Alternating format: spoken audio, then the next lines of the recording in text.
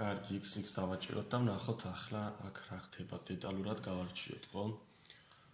ეს კომენტარი speed-ი ვიცით, სიჩქარე არის, pen size-ი შემოდის. შეგვიძლია pen size-ი მივუთითოთ, ანუ კალმის სიმს გოხო კუმ რა ზომით დახატოს ის ხაზები. ესეც ისევ კომენტარი. და თავიდან ვუთითებთ colors, ესე იგი ფერის მითითება ჩვენ შეგვიძლია, როდესაც კუ ხატავს. ფერი უნდა მივუთითოთ ასე ჩვეულებრივად color და ფერს ვუთითებთ აქ ბრჭყალებში red-ს. წინ წადი 50 პიქსელით მოbrunდი მარცხნივ. ესე იგი, ის დავაკომენტაროთ. აქ გააკეთა წითელი ხაზი. შემდეგ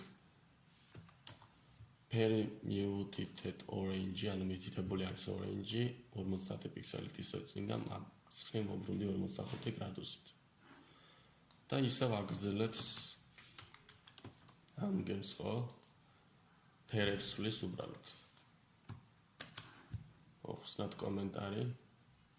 როგორც ხედავთ 8 კუთხედი დახატა აქ უბრალოდ ესენი, იმიტომ დავწერე რომ ვიზუალურად თვალისთვის აღსაქმნელად უფრო კარგი ყოფილიყო. ესე იგი ამ თავში ვსწავლობთ pen size, კალმის სიმსხოს, ანუ იმ კონტურის სიმსხოს და ასევე ფერებს. მაგალითად 15 თუ მივუთითებთ აქ, უფრო მსხვილით დახატავს.